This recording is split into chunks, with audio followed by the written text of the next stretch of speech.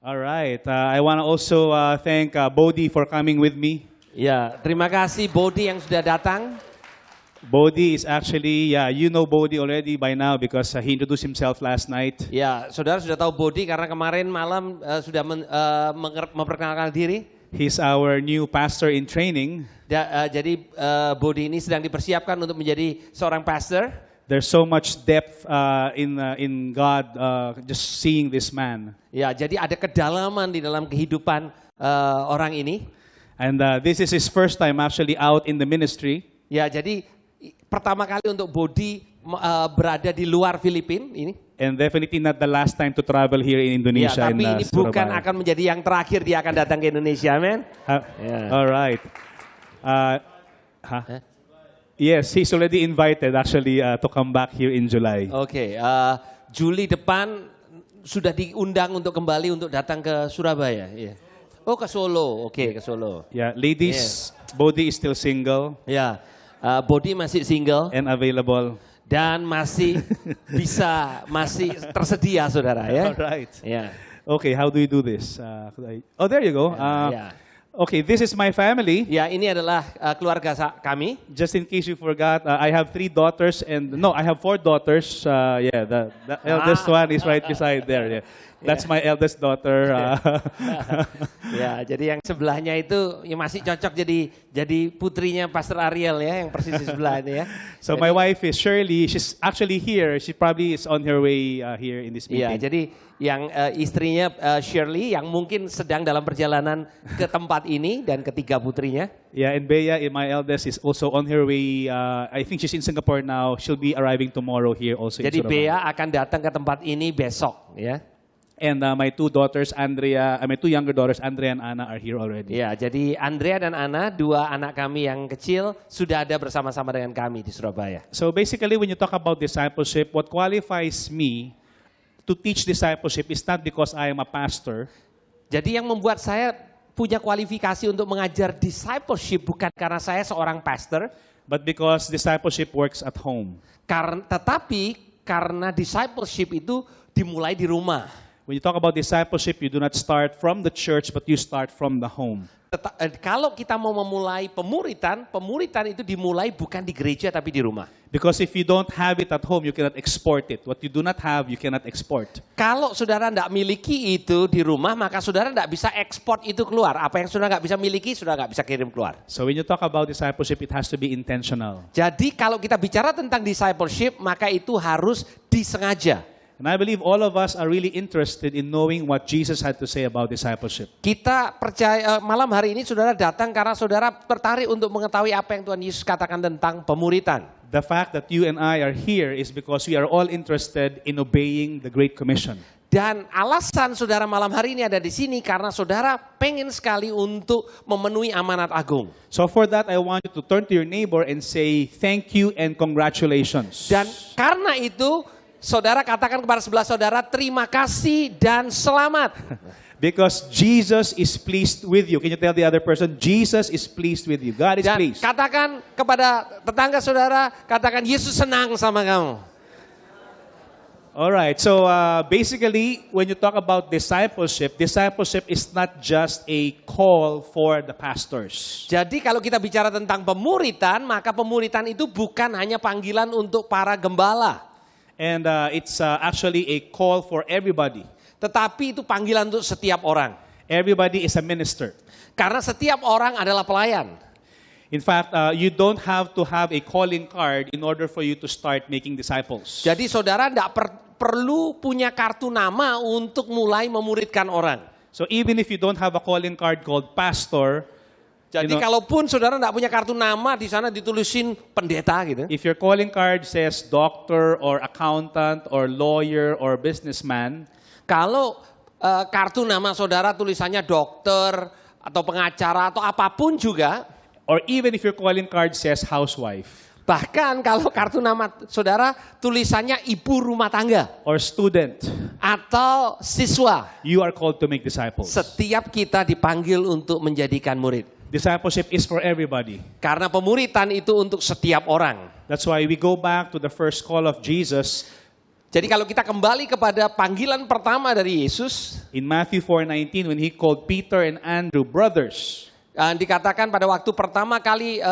Tuhan Yesus memanggil murid-muridnya, they're fishermen, and then Jesus said to them, "Come follow me and I will make you fishers of men from here on." dan kemudian Tuhan Yesus katakan, ikut aku dan aku akan menjadikan kalian penjala manusia. And Peter and Andrew were not even in the ministry. Petrus dan Andreas itu belum dalam pelayanan. They were not full-time rabbis. Jadi mereka ini bukan adalah rabi-rabi yang full time. They were not working in the temple. Dan mereka tidak bekerja di bait suci. They were ordinary fishermen. Tapi mereka ini orang-orang kebanyakan. They did not finish theology master's degree from a seminary. Bahkan mereka tidak punya gelar teologi atau master dari seminari tertentu. So this somehow breaks our mindset of who the discipleship process or discipleship calling is for. Jadi ini perlu mengubah cara pikir kita, sebenarnya pemuritan itu untuk siapa? It's for everybody. Itu untuk setiap orang. And so last night, I believe Bodhi talked about what discipleship is. Jadi kemarin malam saya percaya Bodhi berbicara tentang apa itu pemuritan. He probably talked about what discipleship is not. Dan juga berbicara tentang apa yang pemuritan itu bukan. And then he gave the definition of what a disciple is. Dan kemudian juga memberikan definisi tentang apa itu seorang murid. How many of you still remember the 3 F's? Saudara masih ingat 3 F yang kemarin? Okay, follow Jesus. Yang pertama adalah mengikut Yesus, follow Jesus. Fish for men. Kemudian fish for men atau menjala manusia. And fellowship with believers. Dan kemudian yang ketiga, F-nya adalah fellowship atau bersekutu dengan orang percaya lainnya. You're probably wondering why it was ordered that way. Saudara mungkin berpikir, kenapa ya urutannya kok begitu? Many times we would think that it is after following Jesus, the natural process is to fellowship with believers. Jadi mungkin sekali kita berpikir harusnya urutannya setelah mengikut Yesus bersekutu dulu dengan orang percaya. And then after fellowshipping with believers and after being established in the church, then we can actually go and fish for men. Jadi setelah mulai terima Yesus, kemudian setelah kita bisa bersekutu, baru kita bisa menjala orang lain. But somehow we kind of intentionally reversed the process. Tetapi kami secara sengaja itu membalik urutannya. Because when Jesus called the first disciples, he didn't say, "Come follow me," and then fellowship with others, and then fish for men. Karena pada waktu awal Tuhan Yesus tidak memanggil murid-muridnya mengatakan, ayo ikut aku, terus kemudian fellowship dengan yang lain, tetapi ikut aku jadikan kamu penjala manusia. But he said, "Come follow me and I will make you fishers of men." Dia katakan, mari ikut aku akan jadikan engkau penjala manusia. I remember when I was a sophomore college student, 30-something years ago. Oke, saya masih ingat 30 tahun lebih yang lalu pada waktu saya mahasiswa tingkat 2. First time I heard about the gospel was when I was invited to a meeting. Pertama kali saya dengar Injil pada waktu saya diundang ke satu pertemuan. I got saved right in front of my university. Saya ini diselamatkan persis di depan universitas saya. And the person who was sharing to me the gospel, I didn't realize that was Pastor Steve Merle. Jadi orang yang menginjilin saya nggak tahu pada waktu itu adalah Pastor Steve Merle. So he sat down with me after the meeting and shared to me the basic truths of the gospel. Jadi setelah satu pertemuan selesai, dia duduk dengan saya dan menjelaskan inti dari Injil. And then my first service, that was a Friday when I got saved. I attended the Sunday service 2 days after. Jadi saya diselamatkan hari Jumat, kemudian pertama kali hadir di ibadah hari Minggu. Right after the service, another person told me to share what happened to me to another person. Jadi hari Minggunya setelah kebaktian ada seorang yang datang kepada saya untuk minta saya membagikan apa yang terjadi dalam hidup saya kepada orang lain. So I didn't know what to say because it was my first time to attend a service. I said, Jesus changed me. I didn't know the gospel. Ya, jadi pada waktu itu saya juga nggak tahu harus ngomong apa karena itu pertama kali saya hadir di kebaktian Minggu. Jadi saya cuma bisa bilang ya Yesus mengubah saya, gitu aja. But what I realized is that this discipler was training me to speak and share my faith with another person. Dan akhirnya saya sadar orang itu sedang memuridkan saya untuk membagikan iman saya kepada orang lain. I was 2 days old in the Lord. Saya baru 2 hari dalam Tuhan. And he was expecting me to share my faith to another person. Tapi dia mengharapkan saya membagikan iman saya kepada orang lain. That afternoon I went home. Siang hari itu saya pulang ke rumah. I saw my brother, Bernard. Saya ketemu sama kakak saya, Bernard. Who's not yet born again. Belum lahir baru. And I sat down with him. Saya duduk dengan dia. And I said to him, Dan saya katakan sama dia, something happened to me. ada sesuatu yang terjadi dalam I saya. couldn't explain it, Saya tidak bisa menjelaskan, but I want you to be with me next Sunday. tapi saya pengen kamu hari Minggu depan ikut saya deh. What was I doing? Apa yang sedang saya lakukan? I didn't realize that I was actually fishing for men already. Saya tidak sadar sebenarnya saya sudah menjala manusia. I was sharing my faith to another person, even if I don't understand what's happening. Saya sedang membagikan iman saya kepada seorang yang lain, sekalipun saya nggak sepenuhnya mengerti apa yang terjadi dalam I hidup got saya. so excited with the experience that I can't help but speak about it. Saya begitu bergairah tentang pengalaman saya, sehingga saya nggak bisa tahan kecuali membagikannya. There was no training. Tidak ada pelatihan, There's no fellowshipping yet in the church. masih belum ada fellowship, belum ada persekutuan. But I had the heart to reach out to another person who was like me, who was lost, but now I'm found. Yang seperti saya sebelumnya di mana terhilang dan diselamatkan. So right after that, the week after is Sunday, he came to church. Jadi minggu berikutnya, minggunya dia datang ke gereja. And guess what happened? He gets saved and he gets born again. Jadi dia, apa yang terjadi? Dia diselamatkan, dia lahir baru. So both me and my brother are now born again, 1 week apart in the Lord. Ya, jadi jadi pada minggu itu saya dan saudara saya sama-sama selamat. Cuman beda 1 minggu. So what do? We start praying for our parents. Jadi kami mulai berdoa untuk orang tua kami. Guess what happens? After 3 months, my parents both got saved. Setelah 3 bulan, kedua orang tua kami diselamatkan. They were both new in the Lord, just got saved, but yet we already have a heart to reach out to others, to fish for men. Jadi kami berdua ini sama-sama masih baru di dalam Tuhan, tetapi kami sudah dari awal punya kerinduan untuk menjangkau orang lain untuk diselamatkan. And that's exactly the very heart of what we're doing, why we're doing what we're doing.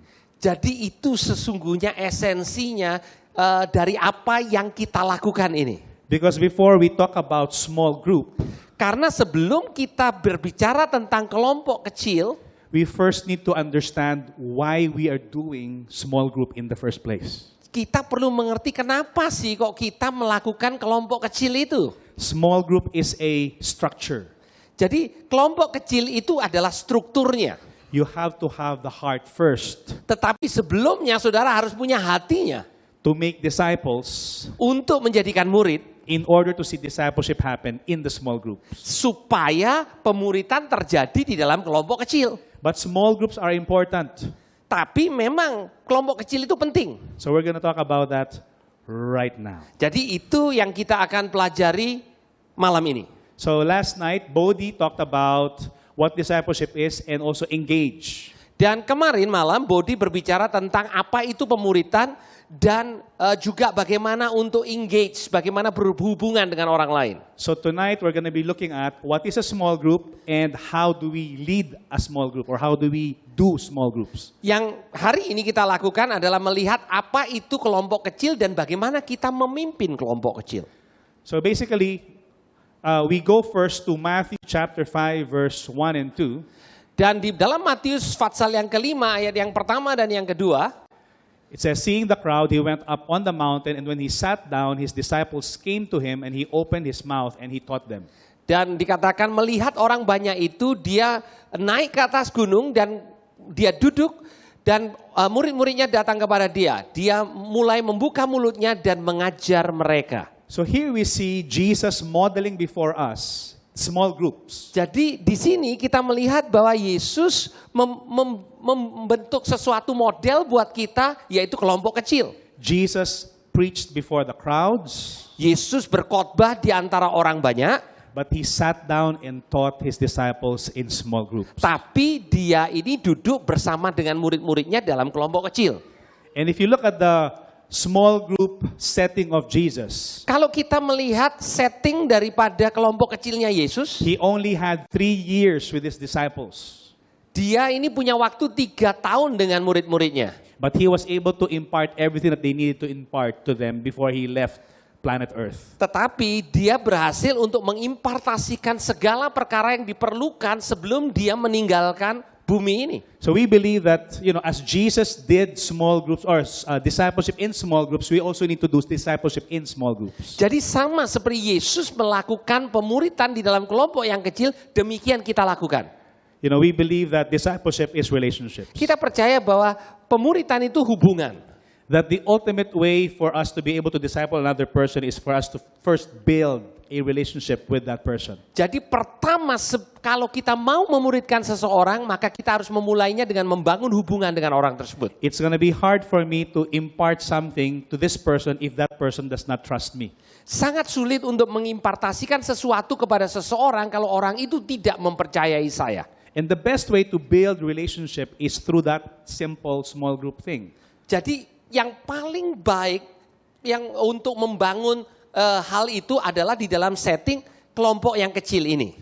It's gonna be hard for us to be friends in this setting, like a Ya. big church. Jadi sangat sulit untuk kita ini menjadi sahabat di dalam setting yang besar seperti ini. I will have a difficult time memorizing all your names and your family members. Ya, saya sangat sulit untuk bisa menghafalkan nama saudara dan keluarga saudara. But if we go to a small group, Tetapi kalau saudara datang ke dalam kelompok yang kecil, even if it's just 1 to 1.5 hours a week, jadi sekalipun itu hanya 1 atau 1,5 jam setiap minggu, then there's shared life. ada hidup yang dibagikan, We can pray together. kita bisa berdoa sama-sama. I can share your burden. Saya juga bisa membagi beban saudara. I can know who you are, Saya tahu siapa saudara. and so on and so forth. Dan selanjutnya, Both are important. kedua-duanya ini penting. Coming to a worship service is important, Jadi datang kepada ibadah minggu besar itu penting. and also coming to a small group is important. Tetapi datang di dalam kelompok yang kecil itu juga penting sekali. Disciples are best made in small groups. Jadi murid itu dihasilkan dengan yang terbaik itu dalam kelompok kecil. If you look at the ministry of Jesus, he did not make disciples in the crowd. Kalau kita lihat dalam kehidupan Yesus, maka Yesus tidak menjadikan murid di antara orang banyak. In fact, how many of you know that the crowd sometimes is fickle-minded? The crowd is fickle-minded. They change their minds. Oh, Oke. Jadi kalau saudara lihat dalam cerita Yesus, maka seringkali orang banyak itu pemikirannya berubah-ubah. First day of the week in Holy Week, the crowds were just worshiping the Lord and praising Him and saying, Hallelujah, glory to God in the highest. Ya, jadi minggu yang pertama, wah mereka menyembah Tuhan, kemuliaan dari tempat yang tinggi. And then at the end of that week, they were shouting, Crucify Him, crucify Him, Tetapi di crucify akhir Him. minggu mereka katakan salibkan dia. Because the crowd can change their minds. Jadi kalau orang banyak itu mudah sekali berubah. But deep relationships are always built in a small group setting. Tetapi hubungan yang dekat itu selalu dibangun di dalam setting yang kecil. In fact, a healthy small group employs a fourfold process of discipleship. Jadi di dalam kelompok kecil yang sehat itu ada 4 proses pemuritan. And Bodhi talked about this last night already. Engage, Ya, Bodhi sudah membagikan bagian yang pertama kemarin yaitu engage atau membangun hubungan. establish, Kemudian establish yang kedua menanam equip them, ya untuk melatih equip and empower them to make disciples. dan empower atau memberdayakan mereka untuk menjadikan murid. So let's look at the small groups based on the New Testament church model. Jadi mari kita pertama kali lihat tentang bagaimana kelompok kecil di dalam gereja mula-mula perjanjian baru.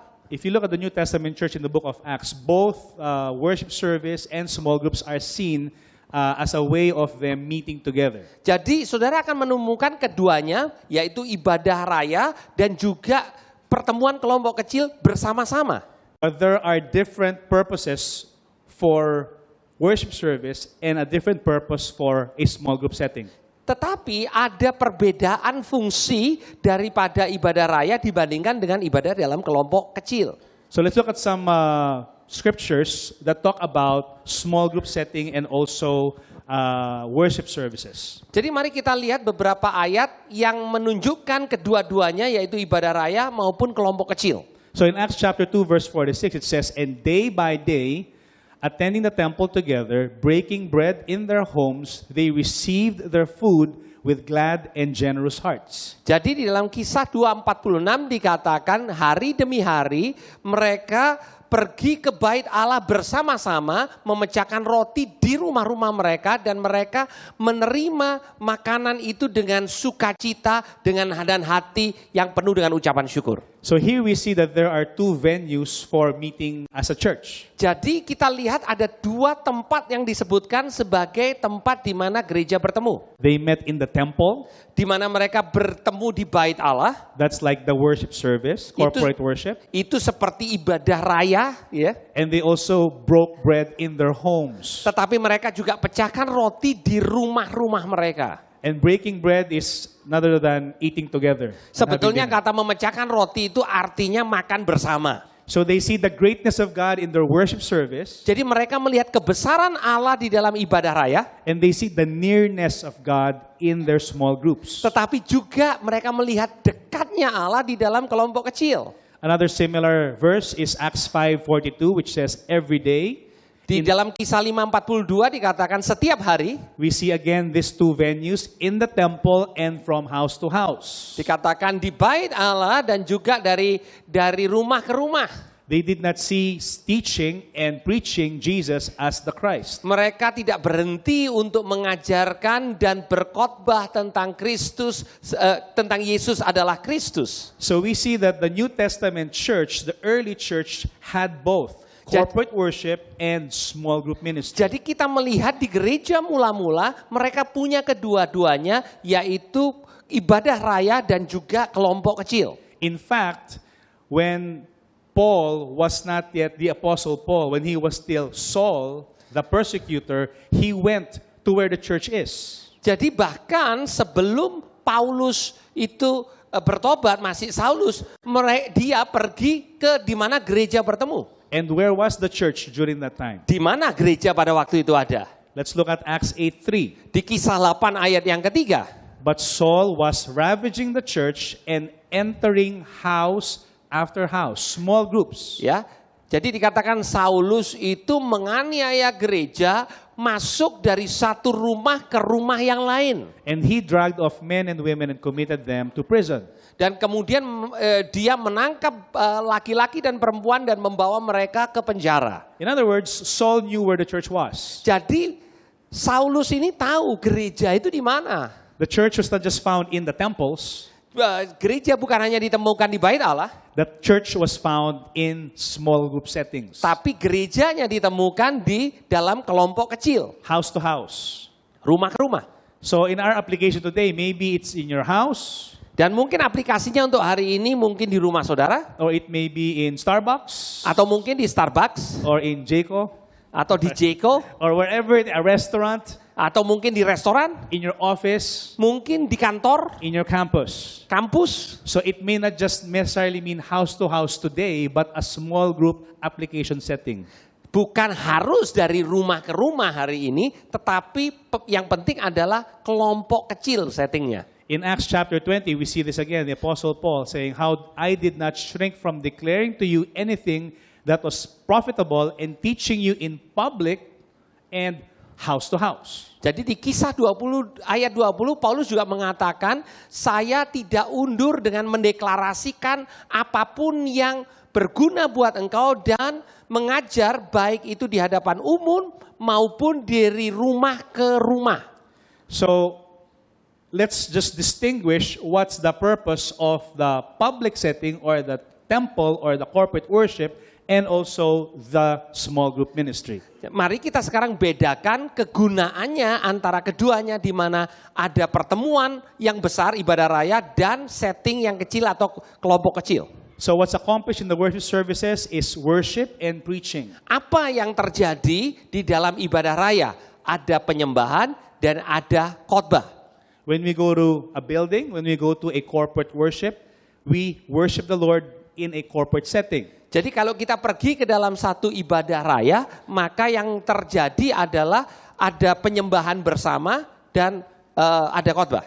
We hear the preaching of the word, Kita mendengar khotbah dari firman Allah, but it's very targeted audience. tapi yang mendengar itu tertarget.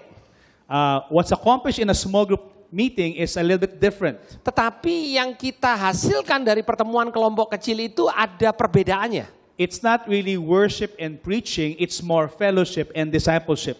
Bukan fokus kepada penyembahan dan kemudian khotbah, tetapi lebih kepada persekutuan dan pemuritan. There is still preaching of the word a little bit in the small groups, Jadi masih ada sedikit tentang khotbah di dalam small group, but the leader is not the only one talking in a small group setting. tetapi bukan hanya yang mimpin yang berbicara di dalam setting kelompok kecil. In the church, there is only one preacher who preaches the word.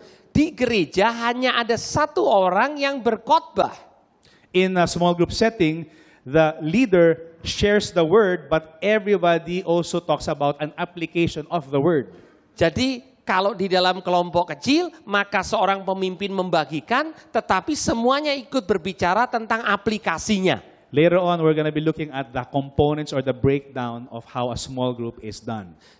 Kemudian nanti kita akan melihat komponen daripada apa yang terjadi di dalam kelompok kecil. So what is accomplished in a small group setting? Apa yang terjadi di dalam setting Sorry. kelompok kecil? Yeah.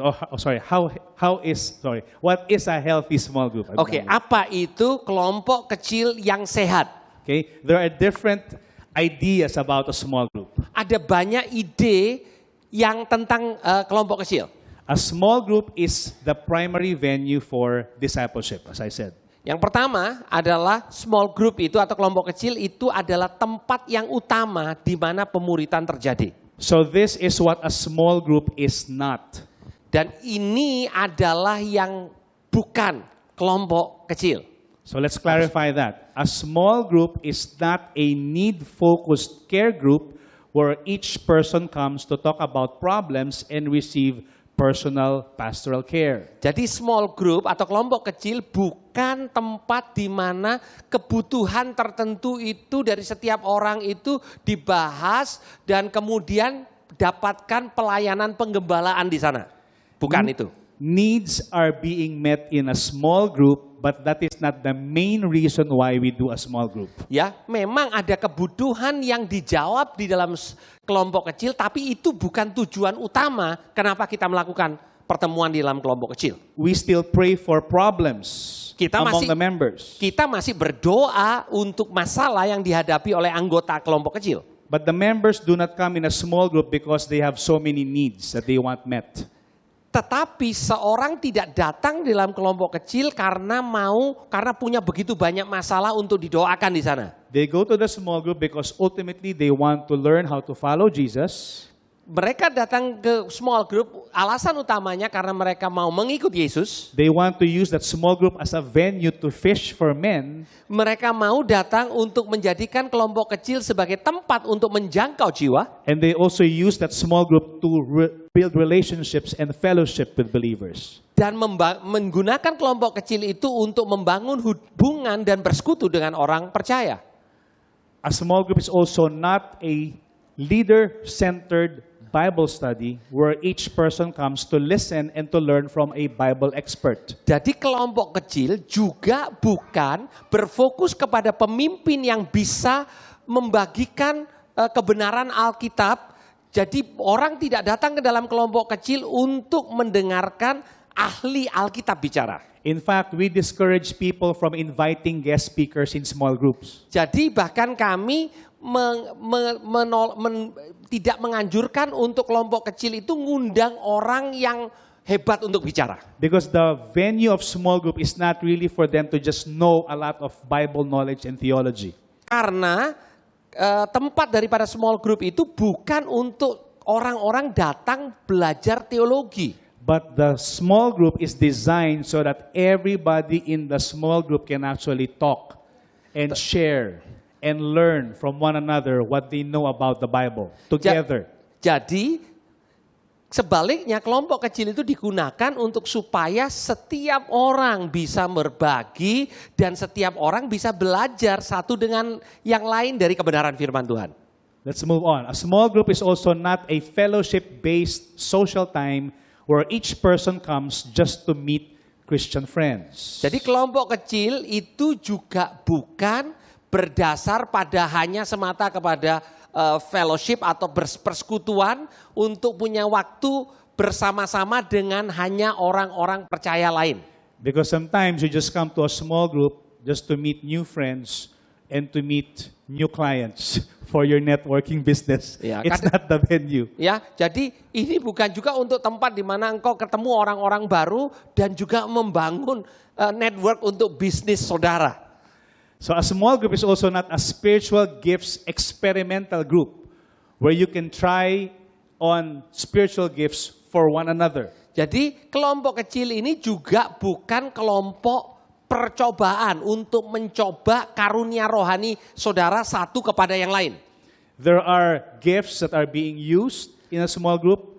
Sometimes you pray for one another and have a word of knowledge for each other, but that is not the primary purpose of a small group. Ya, jadi sekalipun di dalam kelompok kecil boleh beroperasi karunia-karunia rohani di mana saudara berdoa untuk satu dengan yang lain mendapatkan karunia kata-kata pengetahuan satu kepada yang lain, tapi itu bukan alasan utama saudara datang ke dalam kelompok kecil. A small group is also not an accountability group where everyone goes through a spiritual checklist. Dan kelompok kecil itu juga bukan grup yang pertanggungjawaban di mana setiap orang ada listnya, kamu harus bertanggung jawab atas daftar ini. As a leader, I do not come to my small group with a list and ask them, did you read your Bible? Did you pray today? Did you fast last week? Did you look at the internet? Are you faithful to your wife? Did you tithe? You know, we don't have that. Oke, jadi sebagai pemimpin kelompok kecil, saudara tidak bawa list dan tanya kepada anggota kelompok kecil saudara, sudah baca Alkitab nggak, berdoa nggak, minggu lalu nonton yang nggak bener nggak, apakah sudah setia sama istri nggak? Bukan list yang seperti itu. A small group is also not a home group where food is served and whole families gather for fellowship. Jadi kelompok kecil bukan juga tempat di mana kita kumpul dan makan sama-sama sebagai keluarga. Although I realize that sometimes it is so common here in Surabaya maybe to open your home, and that's okay. Ya, sekalipun di Surabaya ini sangat biasa kalau di dalam kelompok kecil selalu ada makanannya, semakin banyak makanannya semakin meriah gitu. So if you want to fellowship and eat, that's fine. If you want to open up your home and feed people, that's fine.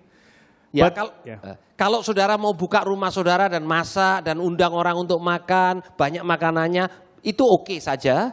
But the only downside to that is, Tetapi kelemahannya dari yang terlalu banyak makanannya tadi it is hard to duplicate. itu susah untuk diduplikasikan.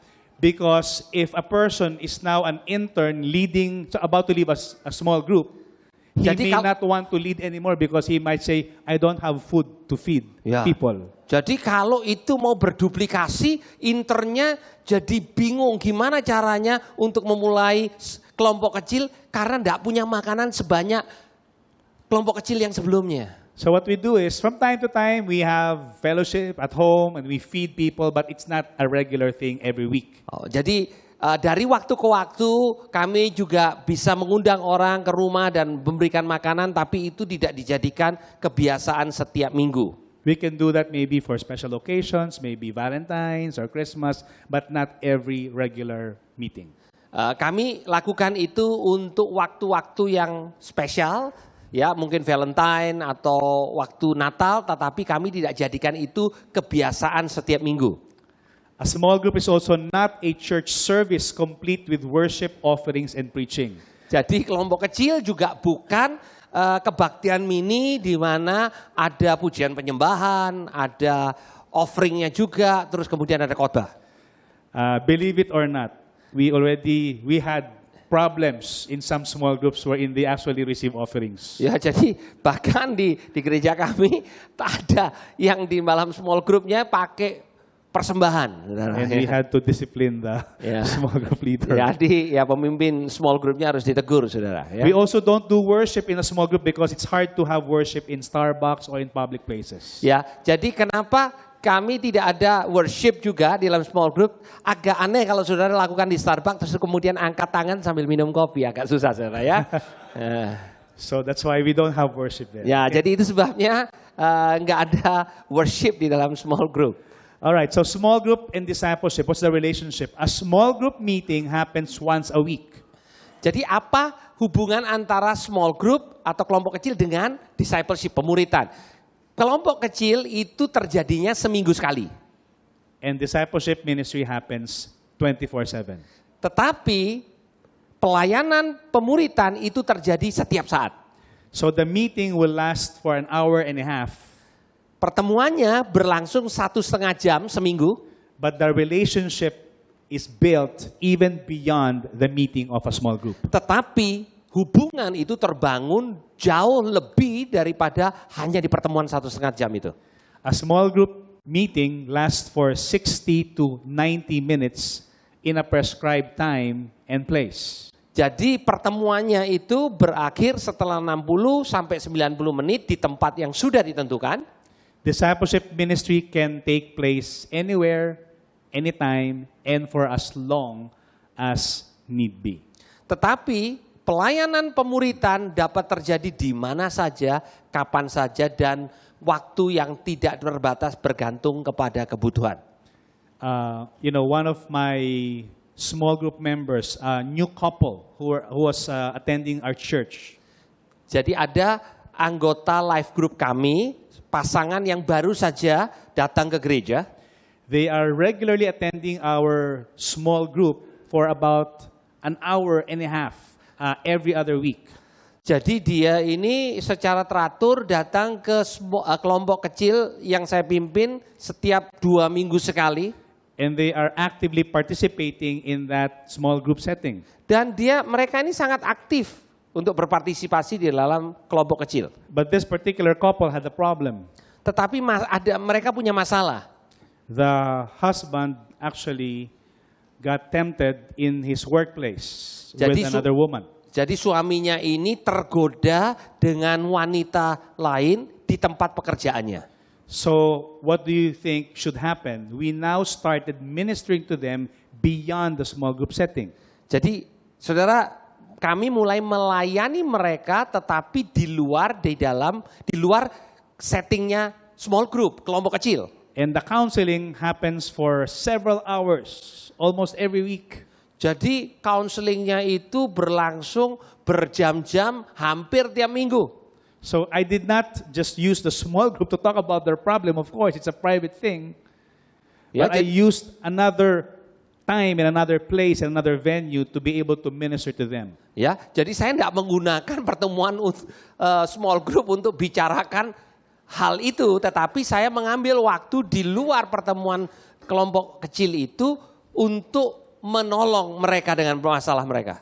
It was a bad and a sad story, but somehow there's a redeeming factor there because the husband was repentant and the wife was willing to forgive the husband. Ya, sekalipun itu menyedihkan, tetapi ada hal yang baik di mana suaminya akhirnya bertobat dan istrinya mau mengampuni suaminya. Now the couple is restored and they are now also actively bringing other people in the small group.